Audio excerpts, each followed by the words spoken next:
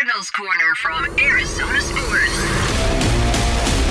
Cardinals Corner from Arizona Sports with Tyler Drake and Lauren Koval. Welcome back to Cardinals Corner, everybody. And because this is a preview pod, we've got Tyler Drake live from his home office today after being a little busy bee down at Cardinals training camp today. So, Tyler, how are you doing? We're all right.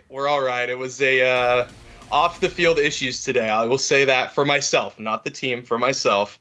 Got in the car and there was no AC, so it was a hot one getting there, hot one getting back. Hopefully that'll be fixed by tomorrow. One more day of practice, but outside of that, we're doing good. We got not a lot of updates from the running back situation today. Actually, the complete opposite, which was kind of a fun one to see out there at practice. So, yeah, let's set the stage a little bit. Trey Benson on the IR. He's done for at least 4 weeks. Sounds like he's going to potentially come back, though, this year. So there's a good sign there. But, yes, continuing to be blow after blow for the run game.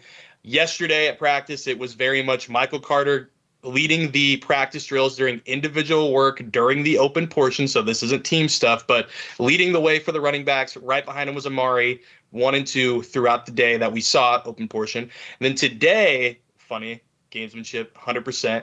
Michael Carter is getting some up there at front. Emari Demercado, hey, I'm just going to take the back. I'll take the back of the line. And then the next drill, hey, I'm just going to jump up in front now. So a lot of going back and forth. It's going to be very, very interesting to see how that run game looks against the Titans. But I think if you ask me, it starts with Michael Carter on early downs, but you're going to have a lot of Emari Demercado as that pass-catching back, third down option. He can also do it on early downs as well, so he can a little bit of everything. But that's been the big news this week, obviously, with Trey Benson going down, the running backs, who's going to step in behind him, and we'll get to the other big news, but let's talk about that first. All right, well, let's start with this running backs room because Adam Schefter was reporting earlier this week that Trey Benson went through orthoscopic surgery on his knee, a minor little repair that you can do and fix up and still play during the season. It looks like he's going to be out 4 to 6 weeks. He has to be out those mandatory 4 on that IR. It's just what will his timetable to ramping back up to 100% start to look like? This is already a team who's lost James Conner for the year, and really the last thing you could afford to lose was Trey Benson on a team that's bread and butter is its run game, and it hadn't figured it out so far this season. So now we're going to see basically I think it's fair to say like a platoon-style running back attack with how they're going to use Michael Carter and Emari Demercado. And Jonathan Gannon's been very mum this week on how they're going to utilize both of them and what the game plan is moving forward. But I also think if you want to take a positive view from this, it's that we already thought the Arizona Cardinals needed to change how they were using their offense. The flow of the offense, the execution of the offense. We'd seen an insane pass to run ratio in that game against Seattle, leaning so much more on the pass than that of the rush. I expected that to stay similar while they're down Trey Benson this season. But that being said, this gives you the perfect opportunity to change your offense around and evolve and adapt and see what things you can do differently, especially after a specifically fourth quarter performance against the Seattle Seahawks that showed some signs of life. Yeah, absolutely. Like you have to. There's no, okay, we can make a tweak. No, you've got to take a reevaluation. And I think we said that after Thursday. They've got to take a hard look. They've got to use the mini bye to their advantage. They've got to understand that tweaks have to happen, even if James Conner was still healthy, even if Trey Benson was still healthy. They had to go through it, and now it's mandatory. And here's the other thing. For all the fantasy football managers, owners, whatever you want to call yourselves, Michael Carter himself said yesterday that he's going from and I guess we should have the full context here because he was asked, how has this been, this roller coaster of a 2025? And he basically goes, yeah, it's going from Pat Tillman Scout Player of the Week 1 week to starting the next. And I think a lot of people's ears perked up of, oh, yeah, and I think that's warranted because we've already seen him in a role like that before. And I think he's very much going to have that starting asterisk next to him, like Pro Football Reference I use all the time. You see the little asterisk. But, yeah, I mean, Emari's still going to get his looks too. But Michael Carter seems he's ready for this opportunity. He spoke a lot about he's just been praying for this moment, and now he's got it, and he really wants to make the most of it. And, yeah, I mean, you could probably imply that maybe he's not fully starting if you want to go that far, if you want to have some more speculation, but he said it word for word, and the guy is I mean, about as real as they come in the locker room for what he says. So I'm looking for him to start with The Rock. But yep, and then I think Emari Demercado is going to get a lot. But I did think the way that he talked yesterday and kind of put it all out there and talked about really having a great support system to get him through the tough times, and the thought of maybe he should hang it up did pop in his mind at once. Recently, I think last year even, or maybe 2023, but just to hear him kind of talk about now he's got that chance to prove people wrong, it just seems like all signs are pointing to him getting The Rock. And the surprise of the season, I think it's fair to say, or at least the preseason when we were discussing it, was that Bam Knight made the roster for the Arizona Cardinals. Yeah. Do you have any kind of update on him, or if we can expect to see him at all during this Trey Benson absence? Gannon said that all three are going to play, but I do think it would be more Bam Knight of special teams. Maybe he takes over a little more of the return duties with Emari taking more of the offensive role. So I think that would be probably where I see him start. But if things aren't going right, why not throw him in there? He was a preseason standout, had a couple of good runs. Get him in there if things aren't working, because at this point you've got to do something until something jars loose, and especially against this Titans team that is just putrid against the run and really just defensively. I was going to say in general.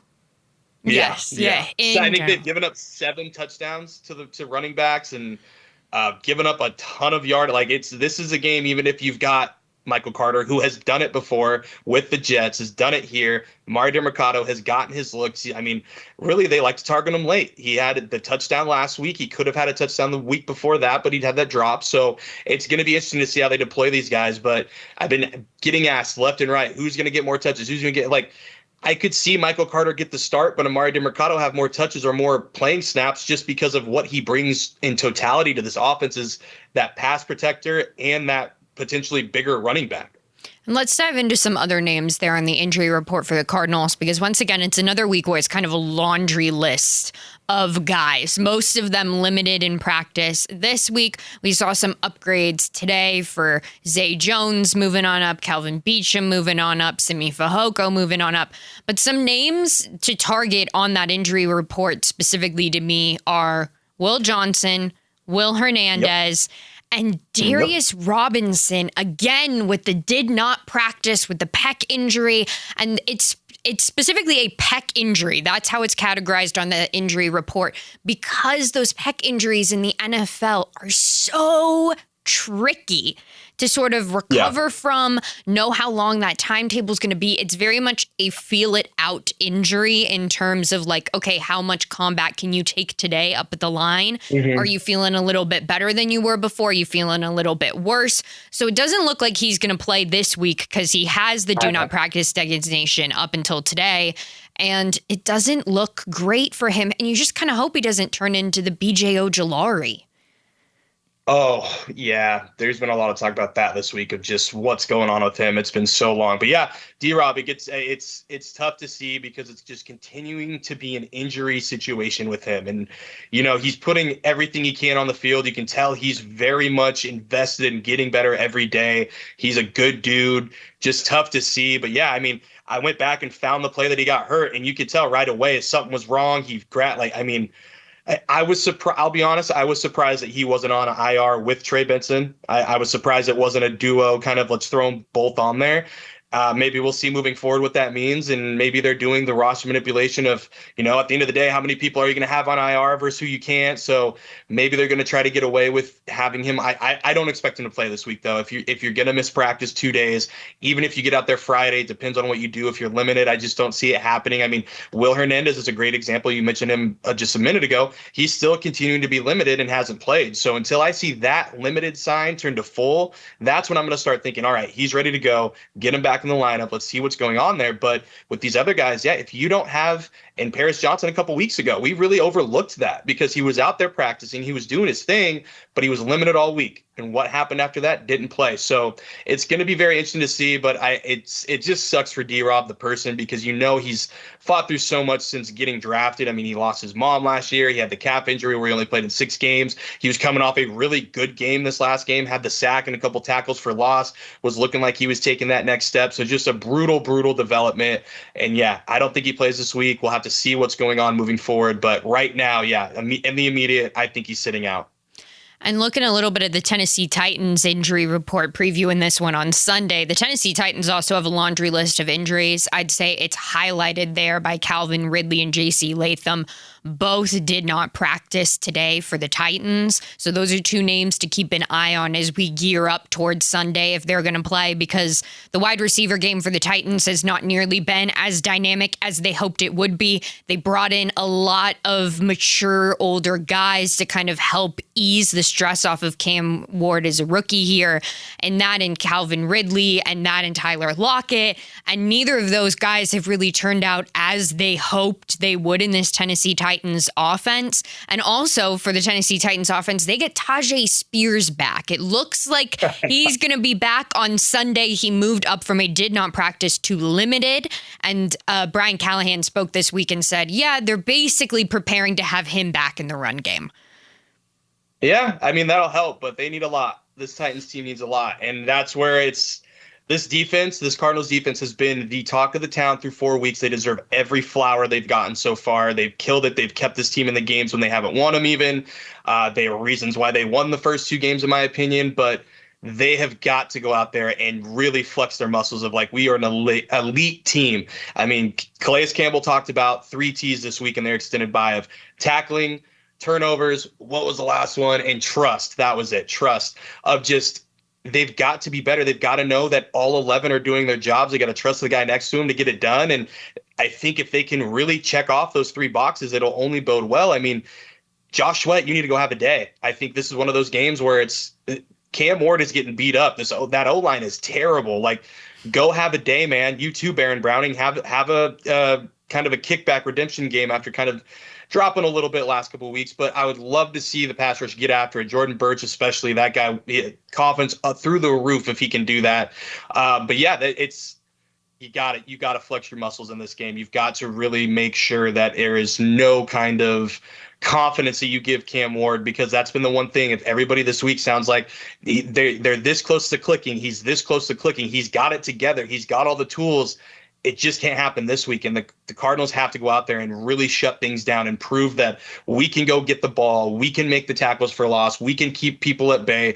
The points per game is not a fluke. We can limit them there. So it all boils down to really not playing down to your opponents. And I feel like this year, you could really say that that's been the case offensively. So now the defensive side, shut them down. You've got to shut them down.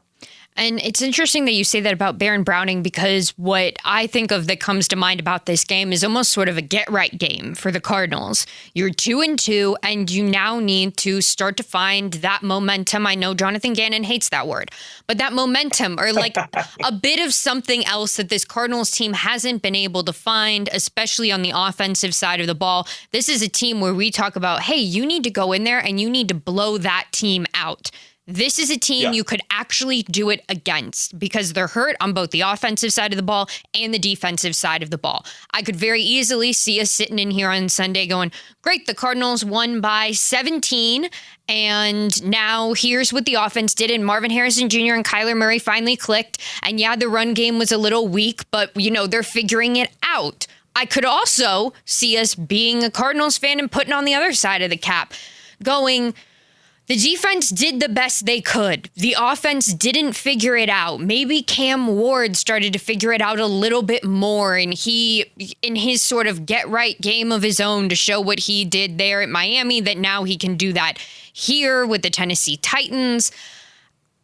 It feels like that kind of game where you could be cursed if you're the Cardinals, like you were against the Panthers last year. Because it's a trap. Yeah, because everybody expects you to win it. So is it that? But also, this is the perfect example of that game that we talked about with the Cardinals. Prove you're not the one of last year and the year before and the year before. Prove that you're a different team who can click and can get right and is just a few pieces away from success, especially when your 2 losses this season have been in division. That's not helping your playoff odds. No, not at all. But I think this week, too, what I'm really excited to see is what this Thursday night Tale of Two Halves does to Marvin Harrison Jr. I really am. Talked to him in the locker room, first time since Thursday night. And, yeah, I mean, it was very much that touchdown meant a lot. You could tell it meant a lot. He said it meant a little more. I asked him just how did it feel to get in the end zone after having that kind of game, and he goes, it just felt good to get one through the hoop. And as a golfer and basketball player, I can tell you right now, when you're missing putts left and right, all you need to see is one go in and hear the bottom of the cup. You can read more on ArizonaSports.com, threw that in there. But it's exactly what I think Marvin Harrison needed to kind of turn things around. And I don't want to go as far as turn things around, but really jumpstart things again to that kind of connection we saw in training camp with Kyler. I think it's only a matter of time before it kicks back up again. And I think the confidence and the adversity he went through, he said that he had never faced that kind of adversity in a single game and bounced back the way he did. So that is just another testament of, hey, this guy, he's not just putting his head in the sand. And that's what Larry Fitzgerald said on Sirius XM this week about just, it was good to see that. Like, that was the best thing that could have happened for him. And I got to agree with Larry, Hall of Fame nominee, by the way, of just, he didn't back down. He didn't put his head in the sand. He stuck with it, and he had one of the best catches he's had in his career to keep the Cardinals in it, to tie things up, to make it interesting, at least in the back end. Was it to tie things up? Whatever. He scored in the fourth quarter. It's all blending together now. But, it's just one. I'm really excited to see that take the next step. And here's the other one, Trey McBride. It's his time to shine. This is his week to really plant his flag again as the number one tight end. I'm looking for those guys to really lead the way, especially with the run game, how it looks now. They're still going to go to the run game a lot, but at the end of the day, I think those two guys are going to get on their horse and really go this week. And if you're looking for another key guy to look out for, I'd say look at Will Johnson on the injury report, because the stats when Will Johnson can be out there with Max Melton, and Max doesn't have to be the lead there in the backfield, and he feels some support from Will in that way, so much better. They're a dynamic duo out there, and they really sort of take the load off of each other and spread it there out across the field. So if Will can play, I feel better about the performance of Max Melton because of that. It's a little less on everybody's shoulders and a little bit more flexibility there across the DB room consistently. Another room that's been hurt by injuries, but at this rate, it just feels like that's what we're accustomed to out of that room. So anybody else you're keeping an eye on here in this Sunday matchup? Ooh, who else am I looking for? I'm looking for Calais to keep doing Calais things. I think that's the other thing, is how much can he wreck the middle of that line alongside Dalvin? Who else is going to step in if Darius Robinson doesn't play, which I don't expect him to play? That's going to be the other thing. Who's going to get those more added reps? Does Dante Stills get a little more bump? Does a guy like PJ Mustipher step in?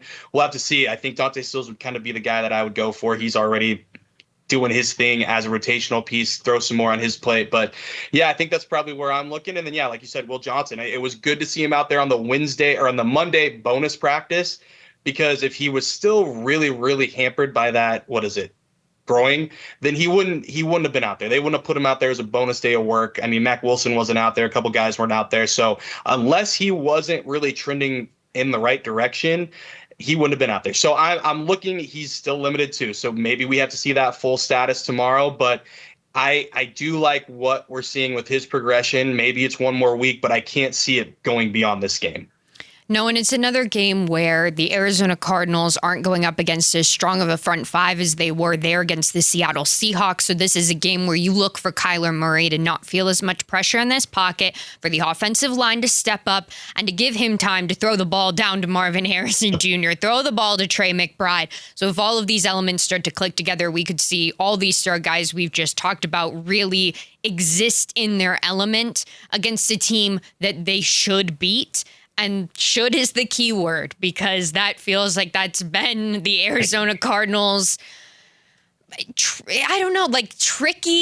tricky games for them. We've seen them, as you said, play down to their competition, even though they're the better team. So we hope that against the Titans this week, that's the game where you see Kyler Murray and the offensive line start to thrive. That's the game where you see Trey McBride start to break out. That's the game where you see Marvin Harrison Jr.'s sort of in his head moments stop happening as much and him focus on the game there on the field. The words, consistent, complimentary. Complimentary. There we go. Consistently compliment. I can't even say. Nope, just retire right now. You know what I'm saying. Yes, you know what I'm saying. yes. Say it for me. All right. Well, we'll look out for that then on Sunday. Will Tyler Drake be able to say complimentary by the time we sit down on Sunday? Yes or no? consistently Nope. I can't Nope. say it. Nope. I'm lost. I'm shot. Take over. I'm done. All right. Well, you heard Tyler right there. So with me here in the driver's seat, we're signing off for this preview pod episode against the Titans. And on Sunday, you'll see Tyler Drake and I back in the studio breaking down what is hopefully an Arizona Cardinals victory and a well-deserved one. So if you want to read up on everybody's injury reports, if we can expect Will Johnson to play, what's the latest with Will Hernandez and Darius Robinson, you can follow Tyler Drake for all of that at TDrake for Sports. You can also follow me at Koval_Lauren. Also, go on ArizonaSports.com and read all the lovely articles that Tyler's been writing out there. So, yeah, shout out to Tyler. So, follow along for all of that before Sunday's matchup against the Tennessee Titans, and then you'll see us back here on Sunday to break it all down. Thanks, guys.